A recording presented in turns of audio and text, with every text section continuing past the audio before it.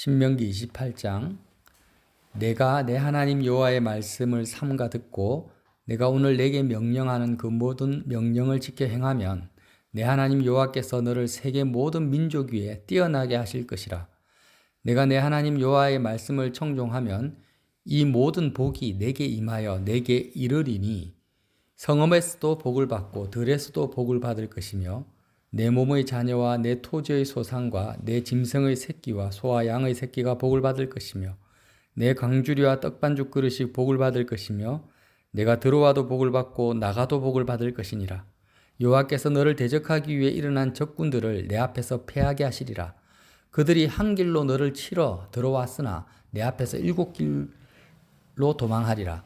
여호와께서 명령하사 내 창고와 내 손으로 하여 하는 모든 일에 복을 내리시고 내 하나님 여호와께서 내게 주시는 땅에서 내게 복을 주실 것이며 여호와께서 내게 맹세하신 대로 너를 세워 자기의 성민이 되게 하시리니 이는 내가 내 하나님 여호와의 명령을 지켜 그 길로 행할 것임이니라.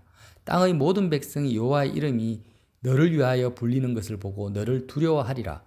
여호와께서 내게 주리라고 내 조상들에게 맹세하신 땅에서 내게 복을 주사 내 몸의 소생과 가축의 새끼와 토지의 소산을 많게 하시며 여호와께서 너를 위하여 하늘의 아름다운 보고를 여시사 내 땅에 때를 따라 비를 내리시고 내 손으로 하는 모든 일에 복을 주시리니 내가 많은 민족에게 꾸어 줄지라도 너는 꾸지 아니할 것이요 여호와께서 너를 머리가 되고 꼬리가 되지 않게 하시며 위에만 있고 아래에 있지 않게 하시리니 오직 너는 내가 오늘 내게 명령하는 내 하나님 여호와의 명령을 듣고 행하며 내가 오늘 너희에게 명령하는 그 말씀을 떠나 좌로나 우로나 치우치지 아니하고 다른 신을 따라 섬기지 아니하면 이와 같으리라.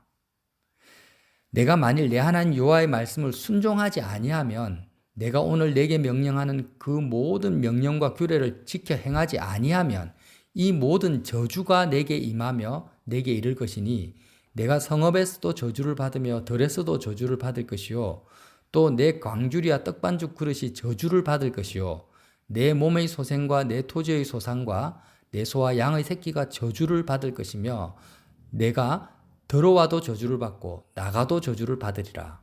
아멘. 계속해서 불순종하여 받는 저주가 계속 나옵니다. 한번 읽어보세요. 나중에. 여러분, 이 신명기는 모세가 이스라엘 백성을 이끌고 광야를 통과하다가 이제 가나안 땅으로 들어가기 직전에 모세는 들어가지 못하죠. 하나님께 범죄한 것으로 말미암아. 그래서 자기가 이 광야에서 죽을 것을 알고 유언의 말이에요. 모세가 죽기 전에 이스라엘 백성을 향해서 정말 중요한 하나님의 말씀, 약속의 말씀을 쓴 말씀이 신명기죠. 그런데 이 신명기 28장 말씀을 이스라엘 백성이 지켰습니까? 못 지켰습니까? 못 지켰어요. 그래서 가나안 땅에 들어갔을 때 수없는 사사시대 때 보세요. 얼마나 많은 민족들로부터 조롱받고 멸시받고 노예 생활을 합니까? 그리고 왕정시대에도 수많은 왕들이 우상숭배하면서 이 외세의 침입을 받다가 결국 바벨론 포로가 되고 국가는 멸망하고 이런 식으로 저주와 저주, 연단과 재앙과 전쟁과 기근, 심지어는 어느 정도로 기근이 일어났습니까? 기근이라기보다는 재앙이죠. 사마리아 성이 포위당해가지고 자기 자식을 오늘은 내 자식 잡아먹고 내일은 너 자식 잡아먹자 이런 일까지 벌어졌습니다. 그래서 이 모든 말씀, 성경 전체가 우리에게 주시는 교훈 중에 하나가 신명기 28장인데 이방 민족에게는 해당이 안 됩니다. 오직 하나님이 택한 선민들, 지금으로 말하면 저와 여러분에게 해당되는 말씀인데요. 예수 안 믿는 사람들은 오늘 읽은 말씀과 해당이 안 된다고 했어요. 그들은 이미 저주 속에 살고 있기 때문에. 꼭 기억하라는 거예요. 모세가 죽으면서 유언으로 남긴 말씀이라고 했죠. 이스라엘 민족들아, 꼭 기억해라. 너희들은 이방인들과 다르다. 너희들은 오직 한 가지만 하면 돼. 한 가지만 잘하면 모든 것은 다 살아계신 하나님이 다 책임져 주신다라는 겁니다. 뭘 하라는 거예요? 하나님의 말씀, 명령만 지키면 너의 토지와 소산과 짐승과 모든 새끼가 복을 받고 광주리와 떡반죽 그릇이 복을 받고 너가 들어가도 복을 받고 나가도 복을 받을 것이다. 뭐만 하면은요. 하나님의 명령만 잘 지키면. 그런데 반대로 하나님의 명령을 지키지 않으면 너가 아무리 탁월하고 뛰어나고 재능이 많고 모든 것을 갖추고 있어도 너가 하나님의 명령을 지키지 않는 이상 나가도 저주를 받고 들어와도 저주를 받을 거라는 거예요. 이게 다른 겁니다. 그래서 저와 여러분은 우리가 삶을 살아가면서 한 가지만 꼭 기억하세요. 뭘 잘하려고 하지 말고 뭐를 잘하려고 할 필요가 없어요.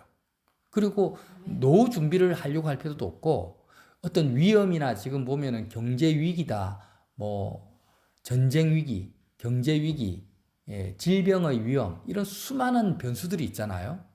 그런데 그런 것에 대한 대비책을 내가 잘 세워야 되겠다, 방비를 잘해야 되겠다, 고민하거나 애쓰거나 할 필요가 전혀 없어요.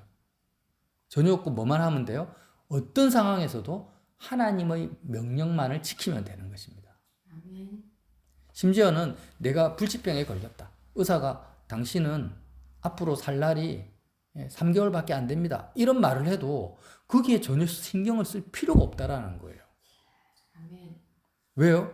오늘 어떤 상황이라도 하나님의 명령을 지키면은 하나님이 너에게 복을 주신다라는 불변의 이 말씀이 있기 때문에 우리에게 다가오는 모든 상황과 환경에 대해서 우리는 거기에 관심을 가지거나 요동하거나 할 필요가 없어요. 만약에 6.25 전쟁처럼 우리나라에 전쟁이 일어났습니다.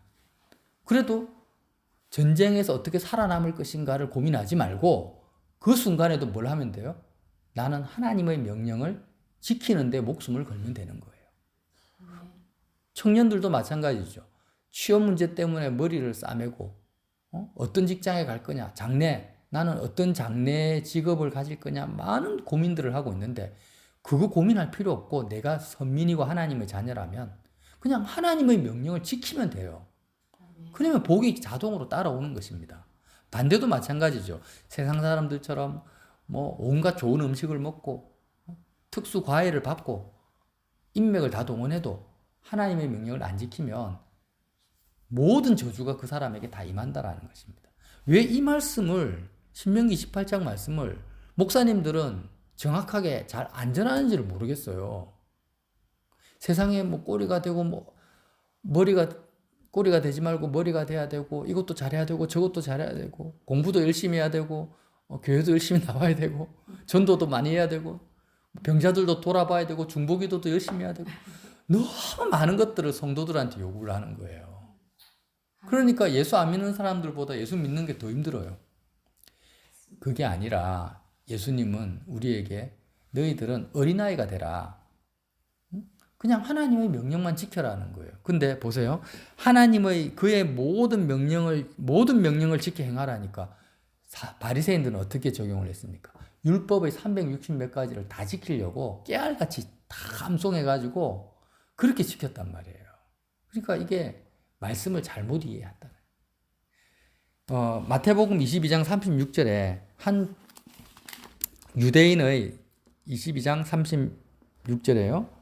사두개인들과 율법사들이 있었는데 한 율법사가 예수님을 시험해서 묻습니다. 선생님, 율법 중에서 어느 계명이 크니까? 예수께서 이르시되 내 마음을 다하고 목숨을 다하고 뜻을 다하여 주 너의 하나님을 사랑하라 하셨으니 이것이 크고 첫째 되는 계명이요 둘째도 그와 같으니 내 이웃을 내 자신같이 사랑하라 하셨으니 이 두 계명이 자 주님이 이제 정리를 해주십니다. 하나님을 사랑하고 이웃을 사랑하라는 이 두 계명이 온 율법과 선지자의 강령이니라. 온이라는 것은 올.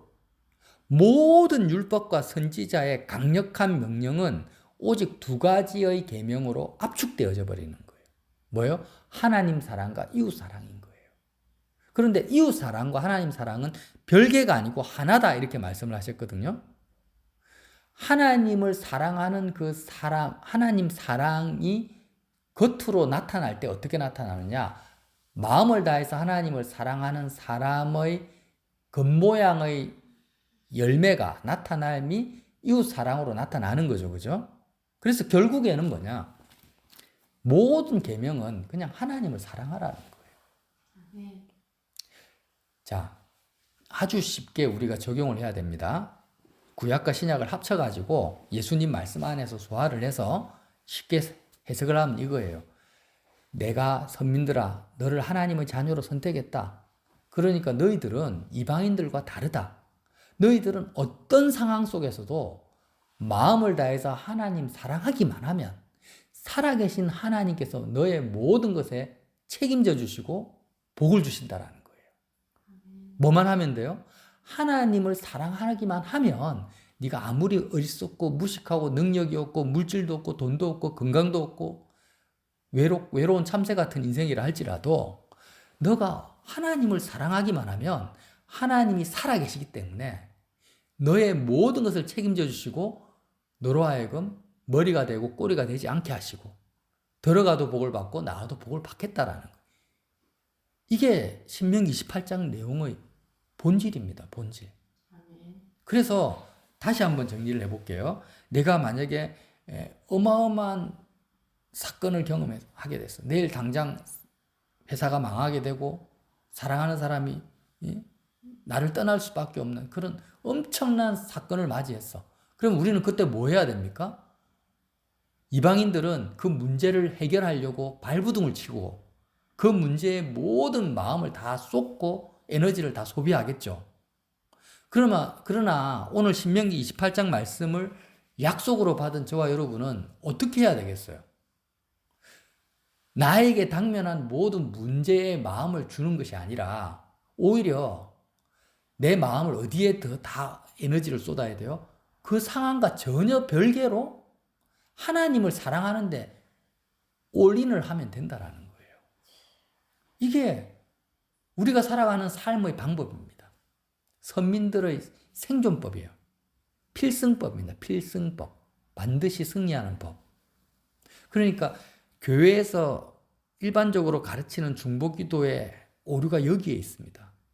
보통 중보기도를 하면 누군가 어려운 일을 당하면 온 성도들이 모여가지고 그 어려움을 위해서 기도를 하잖아요. 이 취지는 좋습니다. 그러나 어려움을 당한 그 사람에게 우리는 어떤 중보기도를 해야 될까요?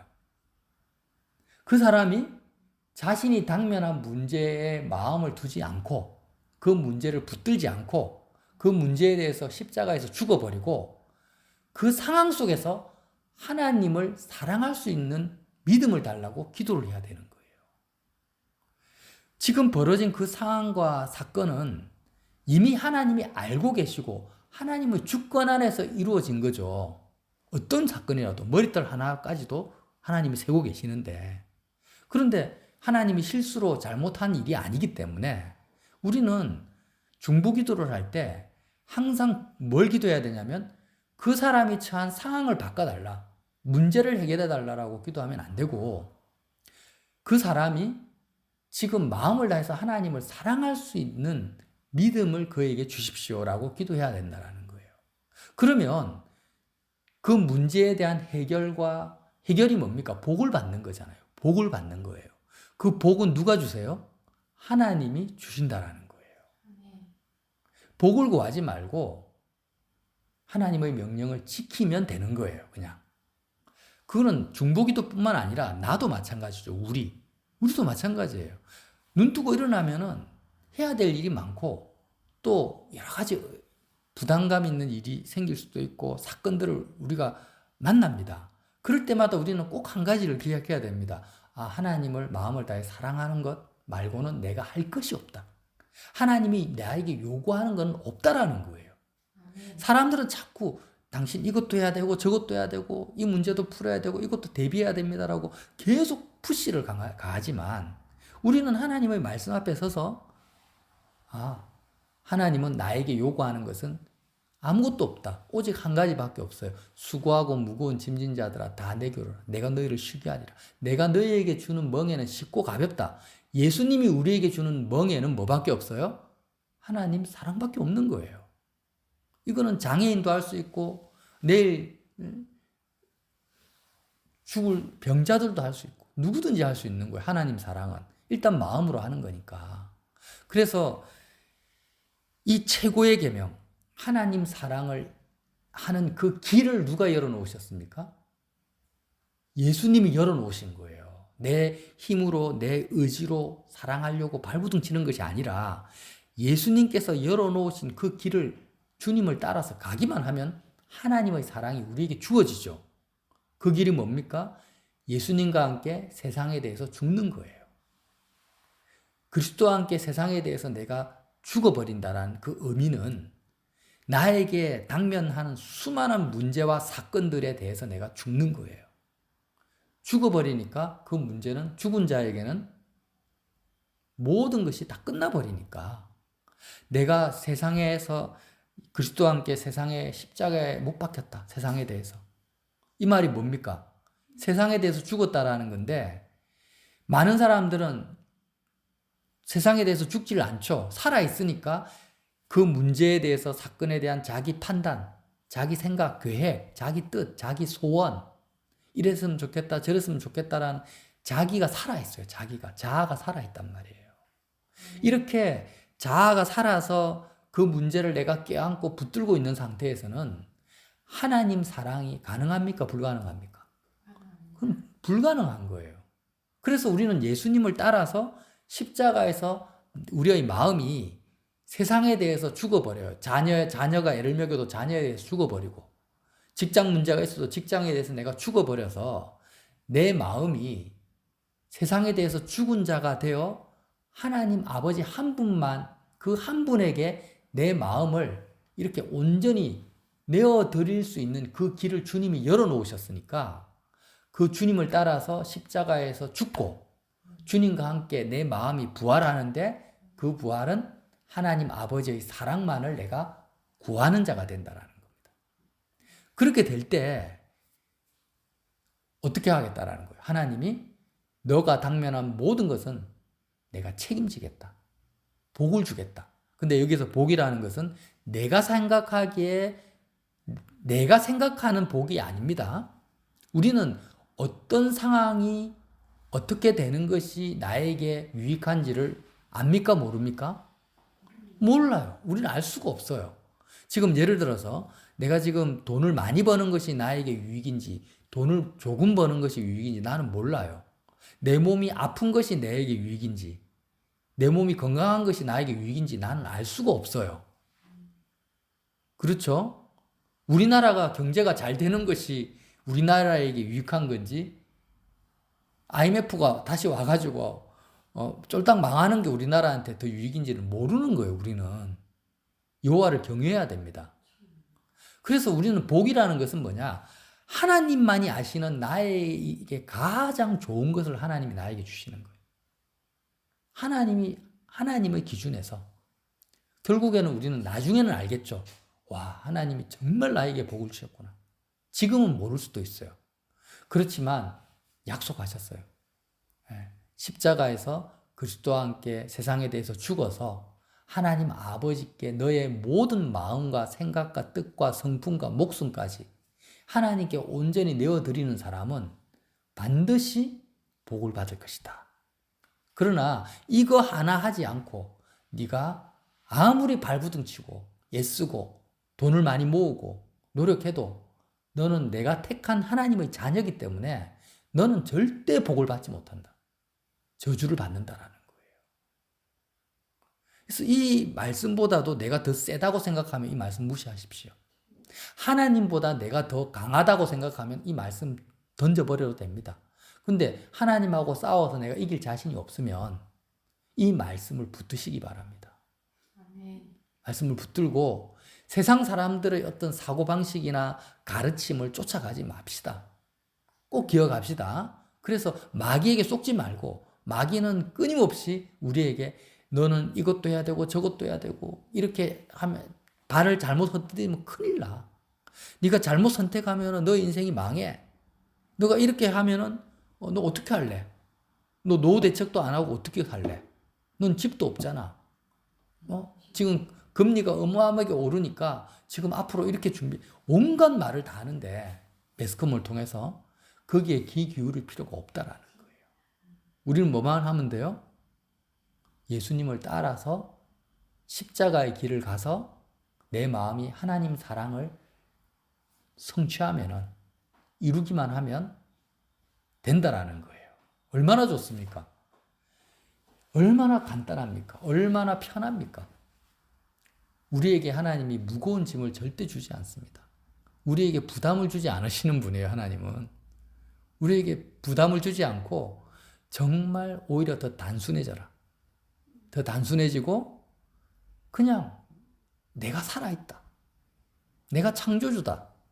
내가 정말 공중에 나는 새도 다 먹이고 입히고 드레핀 백합화도 내가 입히고 너의 세포까지 내가 다 세고 있는 나 여호와니까 내가 모든 걸 알고 있다. 난 전지전능하다. 나는 모든 것을 예비하고 있는 여호와 이레다. 근데 도대체 너희들은 뭐를 신뢰하고 뭐를 의지하고 사냐라는 거예요.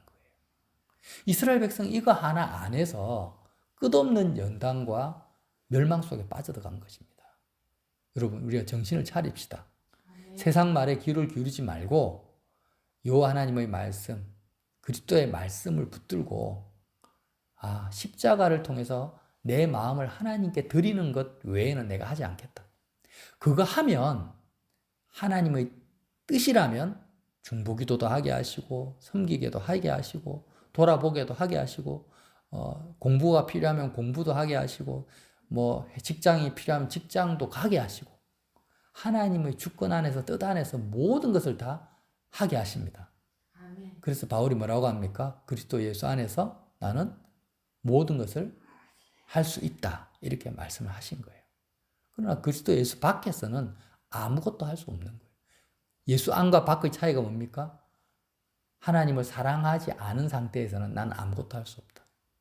그러나 하나님을 사랑하는 가운데서는 하나님의 뜻이라면 나는 모든 걸 할 수 있다라는 거예요. 아멘. 그래서 저와 여러분이 이 신명기 28장 말씀이 이스라엘 백성에게만 주신 게 아니라 바로 나에게 주신 하나님의 약속이라는 말씀을 믿고 십자가를 생활 속에 적용하는 그 길을 꼭 잊어먹지 맙시다. 하나님의 사랑을 우리가 놓치지 말고 남은 또 오늘 수요일이죠.